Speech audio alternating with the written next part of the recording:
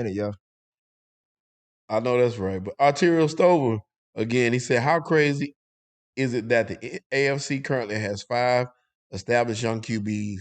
Mahomes, Allen, Burrow, Lamar, and Herbert. And the NFC only has 1, Kyler. Kyler about to go to the AFC. Yeah, He we're gonna done. have to, He we seems gonna like have to he's have some done. Kyler talk in a second. Because all that stuff that they talking about, which is crazy to me, but Well, they threw his ass under the bus quick. they did. I was going, and this kind of leads me to my question, and this is my last question before I have to dip. Do y'all think that are athletes confusing quitting with winning? Mm. And I'm saying that because I feel like we're starting to allow a certain mentality to affect professional sports. And I'm saying mostly, I'm just only talking about professional sports. Where as far as if you don't like your situation, and just based off of you don't like your situation, you could leave and go somewhere else without really even having to prove yourself in that situation before you can leave. Right. Because I'm all for, because I think I've been seeing these media pundits in my mind, mix player empowerment with quitting. Because if you're a free agent, you're a free agent. You can go wherever the fuck you want to. Mm-hmm. That's your right. But if you're tied contractually to a team in your, because I'm also thinking about the Ben Simmons situation. I'm also thinking about, the James Harden situation. I'm also thinking about just certain things I've been seeing lately. And now it seems like football is becoming that, because I think more football players are influenced by basketball players because of all the money that they generate for their league as well. So seeing all this Kyler Murray shit, especially after that playoff game, like, I understand his frustration. That's fine. Get the coach fired. But for you to be like, what seems to be done with the organization after the way you play, that don't seem like something I'm like, all right, hold on, bro. There's got to be some accountability Yeah, that you so lacking. I put in our group chat. He's pulling a Ben Simmons.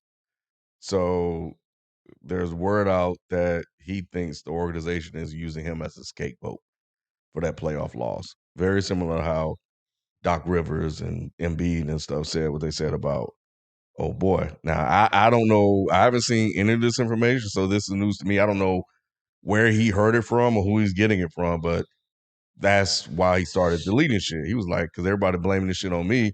To a certain degree, I think I would feel some kind of way if you were blaming me and not the coach. So I get it. But to your point, Nick, it's like, okay, so now you're just going to delete everything and quit and try to force your way out to another team.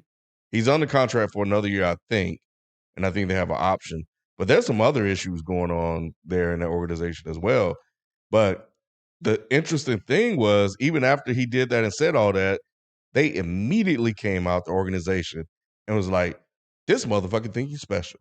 He, in halftime, he calling his girlfriend, he doing all this shit. They just unloaded all this negative shit about Kyler Murray, which is kind of crazy to me too. So it's like with the NFL is a whole other animal. You almost can't really pull that shit with the NFL the way you can with the NBA. Yeah. We saw that with Watson. What kind of with Dak. When you go against that organization, they fucking unload the fucking clip on you and they make you look like you the worst motherfucker out there. So that PR game, he gonna have to be careful with that. I just don't see what his options are, because he can go somewhere else if his contract is renewed. But what do? You gonna sit out a whole year? That's what I'm saying. Like, what are your options? Because that Le'Veon Bell shit didn't work for him. It didn't work. It worked for him on a financial end, but not career wise. Right, because he was done. Yeah, and then also with, like you said, with Watson, this nigga still ain't play. I haven't seen those motherfuckers. I don't even know if he's in. At this point, I can't even say Deshaun Watson is a good QB, because I haven't seen him play in like over 2 years. So I don't even know what he looked like now. What does he look? People, are you willing to put him in the top 5 of that AFC shit that you just talked about now?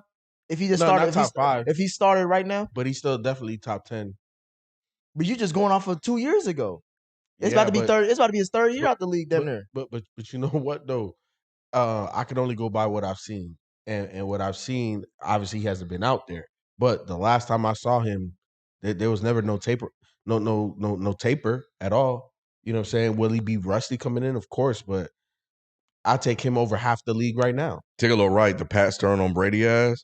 Bro, these fucking teams, man, the NFL is the motherfucking gangsters. Yeah. I'm just nervous about that mentality. Yeah. No, you're right. That's the society we're in now too. Social media, because the first thing they talked about was him deleting social media stuff. Mhm. We're in the social media age Having a where, hissy fit. yeah, that's. The fuck out of here. I'm like, look, man, And just I'm play bringing ball, man. this up because coming from a small market area, you rely on draft picks and stuff like that to build your team up. So if motherfuckers feel like, oh, I just don't like this, like I don't want to play in Cleveland, I don't want to play in this, and I'm just gonna throw a fit and get the fuck out. I know it's not like he's the one that's setting this precedent because we saw Eli Manning do this shit too, but that was even a shocker at the time. Yeah. So but now it's becoming more common every season. Somebody's gonna say, all right, fuck it, I want to be out. Mm-hmm. Yeah, man. How do you rebuild like that? I just hate the attitude and the mentality. Like I want people that's willing to fight. I want people that just want to win. You know what I'm saying? But you know what though? But sometimes the organizations don't necessarily, because we're talking about it from like an idealistic position. Like, yeah, I want to be loyal to this organization. What if the organization just isn't loyal to you, and you see that on a daily basis? You know what I'm saying? Like, look at what our guy Brian Flores was going through. Ownership talking about tank games. Mm-hmm. That's messing up with the integrity of what you're trying to do and what you're trying to establish. You know what I'm saying? So like that doesn't pose for a good working environment. Me as a coach, you know, saying knowing that obviously I'm not going to tell my players that, but now my energy, my communication can be off. Therefore, not being the best type of situation possible. Mm-hmm. And I'm pretty sure that there's more sour locker rooms and organizations than there are positive ones. Correct. And the reason why you can tell is look at the dysfunction on the field. Where we talk about coaching, right? Like where do all of the flags and penalties come from? Is you're undisciplined. Where does that come from? That comes from the top. Come on, man. Like, nah, bro. Like, let's not paint this shit like it's all gravy. Yeah. I'm not saying like this is what he is doing. I'm just saying this is a pattern that I'm starting to see with certain situations. No, 100%. But obviously we're not in there. But as a player, and especially if I'm damn near a household name or on the fringe where I am or whatever, yeah, I'm gonna dictate where I want to go, especially if y'all not running the stuff the way you need to be running the stuff. Was he the one that wanted Kingsbury to come there? Or they just paired them together? No, they paired them together because I think did they hire Kingsbury first? I think they hired Kingsbury and first, and then they drafted him. Gotcha. Mm-hmm. But I mean, I don't know how I feel about that. I just look at things like, you know, it's funny. I had a discussion with my daughter. My daughter didn't like a teacher she had. She asked to be, you know, she talked to mom and got a class changed to another. And I'm like, you know, in life you can't just move because you don't like something always. You know what I'm saying? I might not like my boss at work, but I can't just jump to another job just because.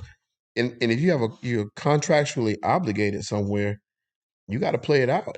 And my thing is, you keep playing hard because I want to keep the respect of my peers. That's more important to me than anything else.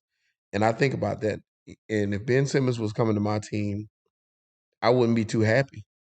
I love Ben, but I don't think I'd be happy to see Ben coming my way because I look at him like a quitter. And it may be more to the story, but he'd have to explain that to me. But before he got on the court with me, I need you to tell me what happened there to make you not play. But you know what? It depends on who you are, because if you way over here on this side of the bench, you're not gonna get that type of explanation. But if your That name is Kevin true. Durant, I was real. hey, bro, let me holler at you, Yeah. bro. You know, so first and foremost, let's that's how that. Who's shit the last nigga that can say that on that team? It's only Kyrie and KD. That's Only it. Kyrie KD? That's it. Not even Steve Blake Nash. Griffin? Hell no, Blake, sit your ass down. Blake got sit down. Blake I'm go ahead, taking your Blake minutes. go ahead, What like, you hey, mean? look, bro, you gotta let me know. Yeah, He said, I'm gonna let you know just like the Clippers let your ass know. You know what I'm saying? So like, at the end of the day, we don't know what happens or what's making people feel a certain type of way. So I agree with you, Shelton. That the athlete shouldn't just, give up and be like, just go out there and play 40% or anything like that. No, you should still go out there and play, but you should also make it be known, hey, I'm not happy and I want out. So trade me. Mm-hmm. You know what I'm saying? Trade me, and I'm being honest. But I think at some point, if you're gonna be that serious, you got to be like, well, shit, I ain't gonna play no more then. And you have to let it be known. And I think that I'm for player movement because you never know what's really happening behind the scene. And we know that the NFL is always going to spin it in their favor. Mm-hmm. I get that. I'm not disagreeing with that. And I'm not disagreeing with what you're saying as far as like if it's a bad working environment, you should leave. Because I think Mhm. that is something that I may disagree with you on, Sean, as far as like if it's that unpleasant to work with a boss, then you have to move. Like somebody got to leave. My thing is just all of this escalated quickly. Oh So no, to it me, did. It to did. me, it's like usually you'll hear about this shit way Mhm. before it It'll happens. fester. Yeah, because like now I'm hearing like the people was talking shit about him from the organization, like before all this even happened, and he caught wind of that. That's why this shit is happening now. And I'm just thinking like, okay, you always look at somebody how they deal with adversity. All of our favorite athletes dealt with adversity somehow, some way. MJ had a horrible organization from behind the scenes when we found out from the doc, I guess. But you still push through. Granted, it's different times, but he was the first person to ever even think about player empowerment when it comes to that sport. So I don't know. I just don't know if this is going to be the fork in the road that either builds his legacy or takes it down.